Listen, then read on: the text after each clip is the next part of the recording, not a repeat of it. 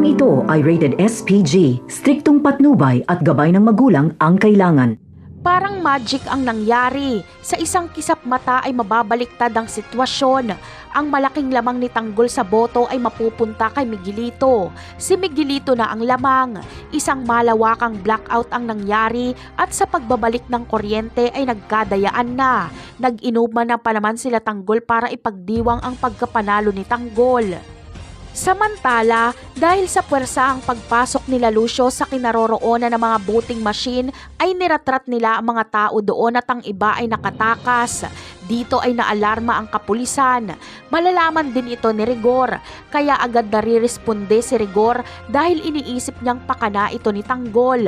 Ayon kay Rigor ay kaya malaki ang lamang ni Tanggol dahil mandaraya ito.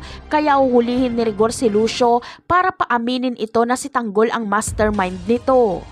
Sa mga susunod na kaganapan naman ay ang mga tao na mismo ang susugod sa mansyon ng mga gerero at sa City Hall para pababain sa pwesto ang mga gerero. Suportado kasi ng mga tao si Tanggol at alam nilang nadaya ito.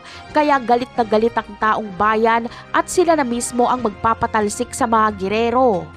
Ngunit makakaupo kaya si Tanggol bilang mayor? Ang sagot ay oo. Pero hindi magiging madali ang lahat dahil sisikapin ng mga gerero na mapaslang si Tanggol. At nang sa ganon ay kahit ipilit pa ng mga tao na iupo si Tanggol ay wala silang magagawa dahil patay na ito. Hindi uubra ang pandaraya ng mga gerero. Magiging daan lang ito para mas lalong bumagsak ang kanilang pamilya at may mga sekreto pang mabubunyag sa kanila. Lalantad ang mga lalaking nakarelasyon ni Roberto. Kasama dito ang magtatay na naging jowa ni Roberto. Napakarami pa nating dapat abangan sa mga susunod na episode. Paalam!